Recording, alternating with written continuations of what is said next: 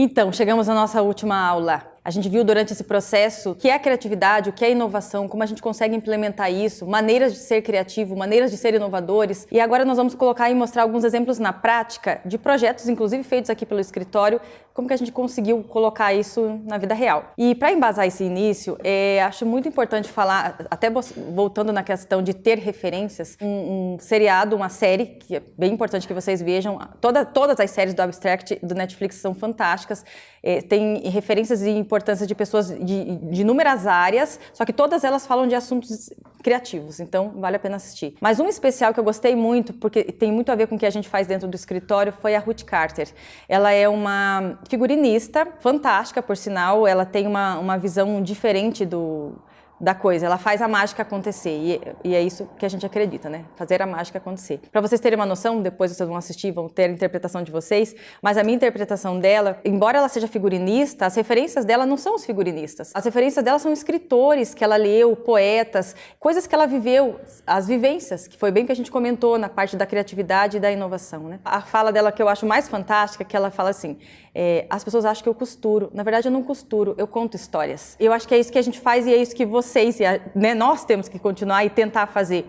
É contar histórias, porque a partir de quando você conta uma história, você passa uma verdade, você passa a sua verdade, você interpreta a visão com as tuas bagagens, com todas as tuas referências, você interpreta isso e aí você acaba contando a história do seu cliente. Se você conta a história do seu cliente da melhor maneira, automaticamente você vai contar a história de quem vai entrar na casa do seu cliente, ou no café do seu cliente. Então isso é muito importante. O que a gente vai fazer nesse momento? A partir de agora, a gente vai mostrar 2 projetos aqui do escritório e tentar explicar para vocês como foi que nós contamos a história do cliente. Como é que foi que a gente criou e inovou usando esses processos todos já mencionados, que vocês já estão cientes. Quando apareceu no escritório o projeto do Botanique, foi algo bem festivo. Como vocês perceberam, a gente realmente gosta de fazer coisas inovadoras, sair um pouco da casinha, né, tentar possibilidades. Esse é um projeto muito amado no escritório, assim, ele teve uma relevância muito importante para nós, porque foi a primeira vez, depois de muito tempo, assim, já de mercado, que nós tivemos clientes muito criativos, assim, extremamente criativos, e que nos permitiram fazer exatamente o que a gente imaginava. Sabe quando o cliente fala assim, vai lá e faz? Pode ousar? Isso é uma mágica e a gente sempre espera, inclusive oramos para que todos os clientes sejam assim, que vocês também tenham muitos clientes assim, que sejam criativos e sejam abertos a novas possibilidades. O que é o projeto do Botanique? São 2 lugares que se unificaram. Então, o que a gente fez? Tinha 2 clientes específicos, eles queriam montar um único lugar. Precisava montar um conceito para esse espaço. Quem eram os usuários? Uma loja de plantas e um bar latino.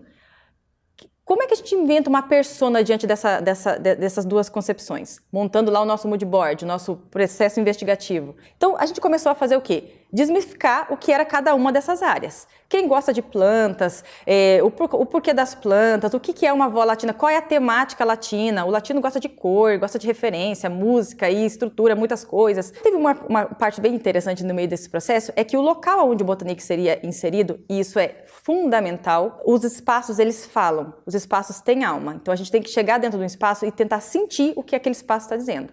No caso do Botanique, era um prédio antigo. É muito importante que você respeite o local. E a gente teve essa visão. Então, como é que a gente vai respeitar um prédio que é antigo? Ele já tem uma estrutura, eu não vou poder quebrar ele inteiro e fazer novamente. Eu tenho que ter condicionantes estruturais, inclusive, coisas que são necessárias a pensar. Como é que a gente vai usar essa base junto com esse bar latino, junto com essa loja de plantas? Que seria essa pessoa? Então, a gente inventou uma persona. Era uma avó muito descoladona e um mix de vários materiais, como se ela quisesse abrir a casa dela para as pessoas. E aí, a gente tinha uma condicionante super importante também, e que isso é extremamente necessário. Você pode ter a ideia mais criativa do mundo, a inovação mais perfeita do mundo, só que você vai cair numa trave chamada custo financeiro disso. Não é todo cliente que tem um orçamento liberado, que fala assim, ó, vai lá minha filha, faz o que você quiser.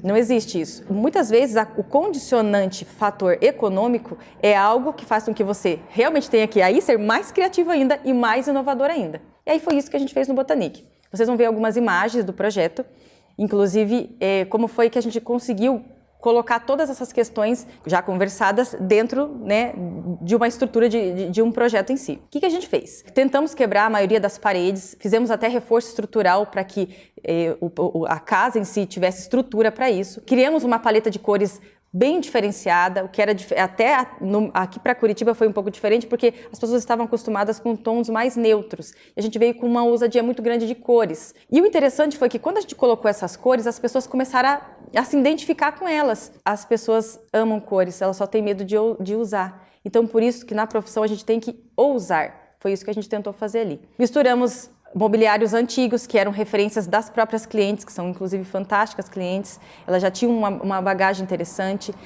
respeitamos o uso dessas peças que elas já tinham, colocamos materiais diferentes, porque nós não tínhamos muito dinheiro para criar estrutura e possibilidades, então a gente foi para a demolidora. Dentro desse escritório somos sim caçadoras de demolição, lojas de segunda mão, a gente gosta muito disso, e isso fez com que tivesse até essa característica do espaço da casa da avó, que mistura tudo, coloca uma cor, um tecido de uma coisa, um revestimento de outra. Então, essa ida à demolidora, ou essas idas e vindas, fez com que a gente conseguisse materiais mais baratos e alternativos, né, criando esse aspecto diferente e, ao mesmo tempo, inovador. Você percebe que a inovação, ela não é só coisas tecnológicas e novidades, meu Deus, o material que limpa sozinho, o vidro autolimpante, não é isso. Às vezes a inovação é você olhar para o passado e perceber a vantagem dele.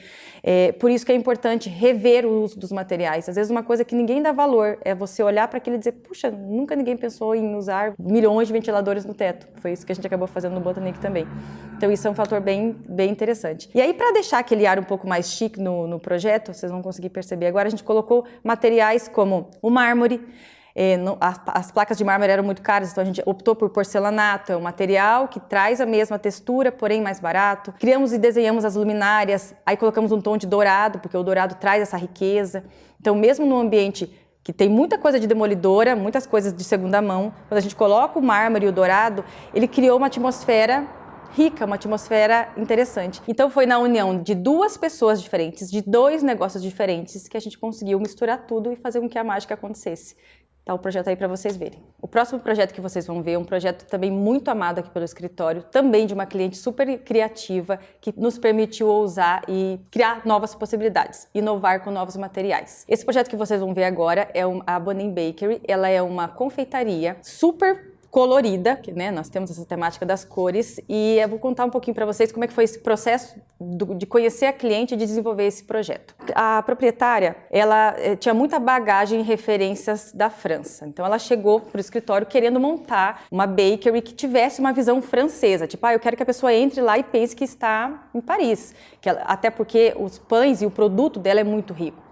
Ela fez escolas super importantes de culinária, então ela tinha um produto muito bom, um produto incrível, e ela queria que a pessoa que quando entrasse ali, ela fosse teletransportada para um universo paralelo mesmo, que eu estou em Paris, eu não estou em Curitiba, eu não estou em outro universo. E aí ela chegou para nós com algumas dessas referências. Essa temática francesa era algo bem importante. Só que aí nós começamos a conhecer quem era a cliente. E teve muitas particularidades dela que foram importantes na fundamentação do projeto. Por exemplo, algo que foi muito importante foi que ela gostava muito de cores, e tinha uma cor em especial que ela amava, que era o amarelo. E aí no final, né, da história, daqui a pouco, né, vocês podem até perceber aqui nas imagens que o amarelo quase que foi a parte mais predominante do projeto. Como nós tínhamos a temática francesa, né, e de Paris, dos bistrôs, até já existe muita coisa no mercado nesse sentido, né, em bakeries, em panificação, a gente queria fugir um pouco do óbvio. Então nós começamos a pensar que tipo de situações ou de coisas a gente tem lá. A temática de uma bakery, o que ela faz? Ela vai fazer pães, croissants, doces. Tá, tem a questão francesa, que eu já tenho elementos que falam sobre esse material, coisas que as pessoas já viram. Mas como é que a gente inova em coisas que já foram feitas? Aí nós percebemos que seria importante manter essa leitura francesa, mas trazer elementos diferenciados. Por exemplo, a gente começou a trazer, revestir as paredes com revestimentos cerâmicos. E a gente imaginou que esses revestimentos cerâmicos, eles fizessem parte da confeitaria. Delimitamos o projeto, até porque grande parte do projeto é a cozinha industrial, por setorização e setorizar por cores. A cozinha industrial dela também tem cores. A gente escolheu uma corzinha como se fosse um trigo queimado, assim, para que ali fosse um espaço interessante, inclusive convidativo, para que as pessoas e os funcionários dela trabalhassem bem e estimulados. A parte de atendimento, nós elaboramos a cor num tom de verde, aí trabalhamos com essa pastilha em toda a extensão, pintamos o teto, aí viemos com o mobiliário mais francesinho mesmo, com aquele boleado, com mármore, né, como vocês podem ver, o uso da madeira. Já na área de atendimento, a gente tentou também brincar com essa visão de que a pessoa ela estivesse na rua, ao mesmo tempo ela tinha uma noção do que estava acontecendo na cozinha. Trabalhamos novamente com esses azulejos, com esse revestimento cerâmico em outras cores. A área de atendimento ela tem uma cor diferenciada.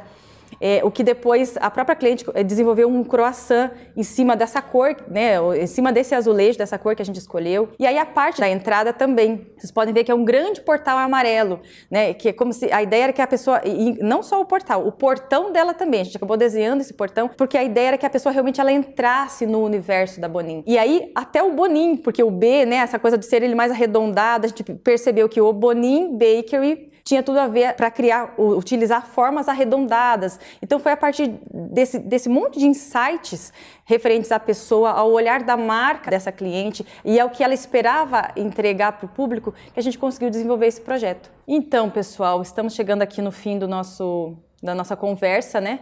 Espero ter ido direto ao ponto, que vocês tenham entendido. Eu acho que esses exemplos de projetos, de como a gente implantou isso no escritório, né? Espero que tenha ajudado vocês. Para fazer aquele resumex final mesmo, não esqueçam, não existe regra. Não tente criar uma metodologia e só seguir aquilo. Eu acho que, achamos inclusive, né, que o interessante é você quebrar as regras. Porque quando você quebra as regras, você acaba sendo inovador. Nunca se esqueça que a roda você não inventa mais, só tente observar e analisar como é que você vai transformar a roda num projeto melhor, como é que você vai implantar a tua personalidade nessa roda, nesse projeto. Se alimente de muitas referências, pesquise, se compreenda. Essa coisa do autoconhecimento é muito importante, perceber quais são as coisas que te motivam e que te tocam. Isso faz com que você crie uma leitura e crie inclusive uma personalidade, uma assinatura de projetos. Muitas pessoas elas precisam disso, acho que até diferencia a gente no mercado quando você tem uma leitura e uma assinatura. Isso só vem desse autoconhecimento. E saia da zona de conforto, crie sua rotina criativa e mãos à obra.